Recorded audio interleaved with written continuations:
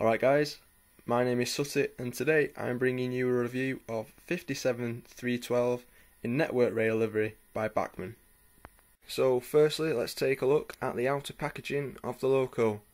As you can see, it's the newer style Bachmann packaging which has been around for about a year or so now, which is the loco in a block of ice style plastic packaging within a little box, then within this outer sleeve. Let's take a look at the back of the box. It's quite informative, these new Bachmann boxes. As you can see on the back, it has a brief history which basically takes you from how the Class 57 originated, from when it was a 47 to now, what it is now as a network rail 57. It's quite interesting really. You learn a couple of nice little facts about the loco which you probably didn't know before, which is really nice of Bachmann to put that on. It's a good little detail. And probably should have done this first, but if we just take a look at the end of the box, you'll see the product number 32-761, Class 57 diesel 57312 in network rail livery, and it's also DCC ready, which you can put a 21 pin DCC decoder in if you should wish. Okay, let's get to the interesting part now. Let's get it open. Okay, so here are the main components of the packaging. You have the outer sleeve over there, and then you have the inner box in which this plastic block of ice in which the loco is encased goes into. And also inside the box are these two sets of instructions. On the left we have a fairly generic set of instructions for the Class 57 loco. Basically it tells you how to take the body off, how to fit a decoder, it tells you about running it in 1 hour in each direction, also tells you how to fit the buffer beam detail, how to operate the lights, how to lubricate when it needs it. And on the reverse of that it has a list of product spares in case you break any. If you need any replacements, it has the proper codes on there and how to obtain them. On this, it's the product maintenance and care card. Basically tells you how to look after the loco, how to clean it, how to keep it going. On the reverse of that, there is a piece of paper to sign up to the Bachmann club, so you can receive magazines, locos, and also, I think on that as well, there's a slip you can fill in if it needs to be sent off for any repair by Bachmann. Makes it a bit easier. It's all there, so you can tell them exactly what's wrong with the loco and what you want done. Right, it's time to get this beauty out of its packaging and have a look at it in all its glory. Before we move on to the actual review, I thought I'd share with you a few interesting facts about network rails Class 57s. In September 2011, Network Rail leased 6 Class 57s from a company called Porterbrook for use on test trains and the Network Rail snow train.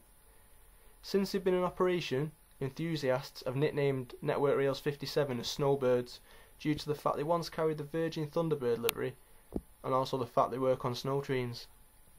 Network Rails 57s are based in South East England, and certain 57s have been given modified couplings to attach to units such as the 350 and the 450 for use in emergency. Since going into production, this particular loco, 57312, has been given the name Peter Henderson. And one last little fact for you, when this loco carried the Virgin Thunderbird livery, it was named the Hood. Before I show you the loco itself, I thought I'd give you a quick look at the accessory pack that comes with it. As you can see, the big black thing, I'm not entirely sure what that is, but I think it's something to do with the speaker, in case you want DCC sound. I don't know where it goes, maybe the inside somewhere, but I'm pretty sure that's for DCC sound speakers. Also you'll see a spare coupling there, and also all the buffer beam detail, the brake pipes, the air pipes, and all that jazz. Right, now that's out of the way, let's get on to the main feature. And here she is. Now let's take a good look at her. Start with this cab, as this is the end I consider to be the front of the loco. And firstly, as you can probably tell, first impressions, she looks very well detailed. Bachmann have done a cracking job with this. They've added a lot of detail and it looks fantastic. As with most 57s Bachmann have made, this one comes fitted with a Delna coupler. And what struck me at first about this is that they've actually picked out certain details on it, which when you compare it to my Virgin 57, the Thunderbird version, it makes a world of difference. It honestly does. It might seem insignificant, but it adds a lot to the model, and it really does look good. Also, as of yet, I've not added the buffer beam detail to her, but I will be doing that very soon. It's a job for the near future.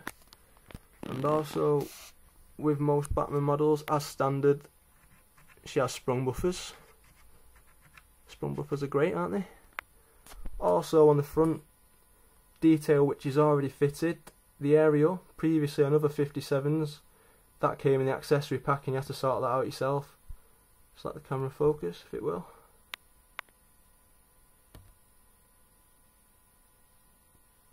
There we go. This is the aerial. Also the windscreen wipers, they come fixed as well. Also there's a nice little handrail there in white. The overhead warning stickers, very legible, nice and easy to read, very clear and crisp. And also with most Bachmann locos, this has working lights, has illuminating white lights for heading towards you, and also has illuminating red lights for heading away from you.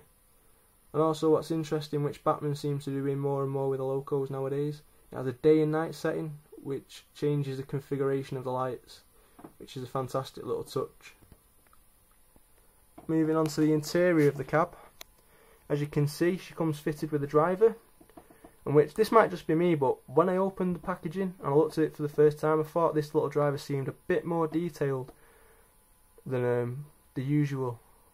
I thought Bachmann had done something a little bit different. They might not have done, might just be me, I don't know. Also, if you look inside the cab, Bachmann have added detail, as you can probably tell when the camera focuses. You can see some painted dials just in front of the driver. Let the camera focus. There you go. Just about see some little painted dials, which looks fantastic. And also, as standard with Bachmann's 57s, they have wound the window down 3/4, which is another fantastic little touch. Didn't have to be done, but kudos to Bachmann for doing that. It's brilliant. Also, if you look through the window of the door, there's some detail in there. Don't quite know what they've modelled, but Bachmann have done a fantastic job doing that. Adds a nice little touch. Didn't have to be done once again, but good for them for doing it.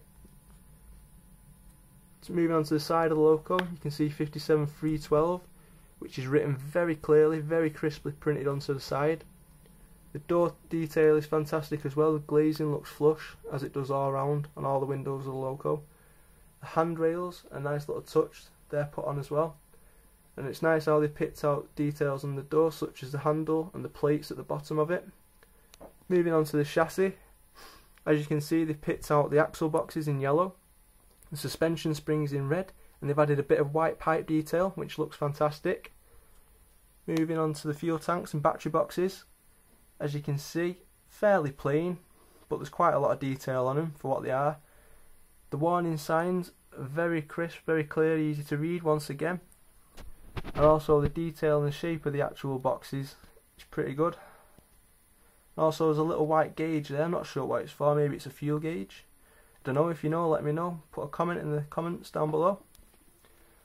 Also, moving on to the side of the loco, as it focuses, the network rail logo is very well applied. It's very clear, very crisp, nice and easy to read.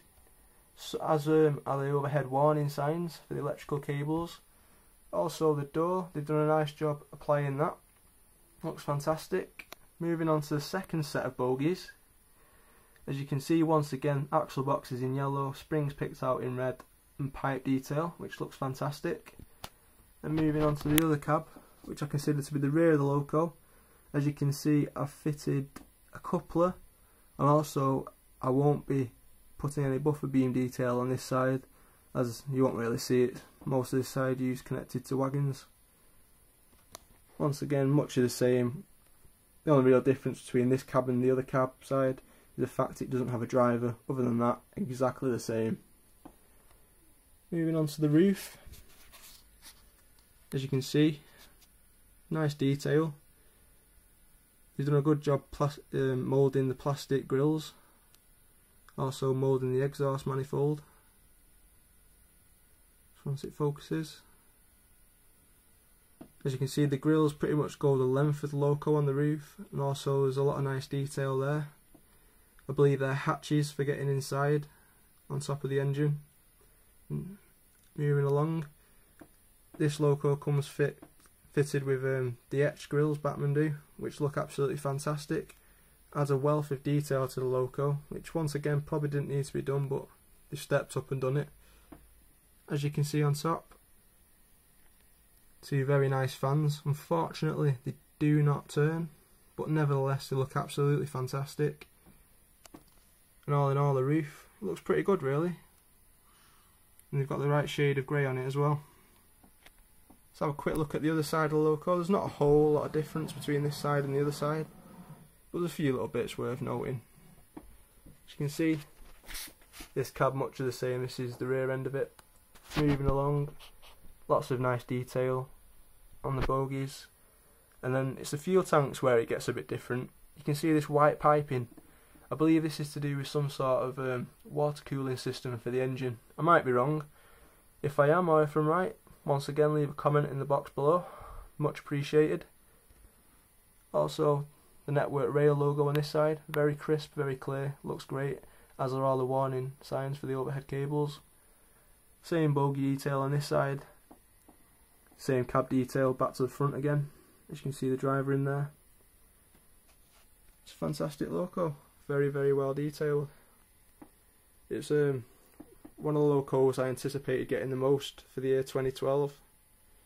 It's one I look forward to most, and if I'm being honest, it hasn't disappointed. Also, Bachmann have spot on with the colour of this logo. I remember, I think it was about a year or so ago, I bought some dappled J&A Falcon wagons in Network Rail yellow, and I think they got the yellow a little bit wrong. It was too light, it made it look very toy-like, very plasticky, whereas Bachmann have gone for a bit of a deeper shade, which I think it looks correct, but it also doesn't make the model look like a toy, which is a very big advantage of it. It looks fantastic. It's very quickly become one of my favourite logos, this. It's an absolutely outstanding model, and it runs fantastic as well. Overall, I think I'd probably give this logo 9 out of 10. As good as it may be, there's always room for improvement. 9 out of 10 it is.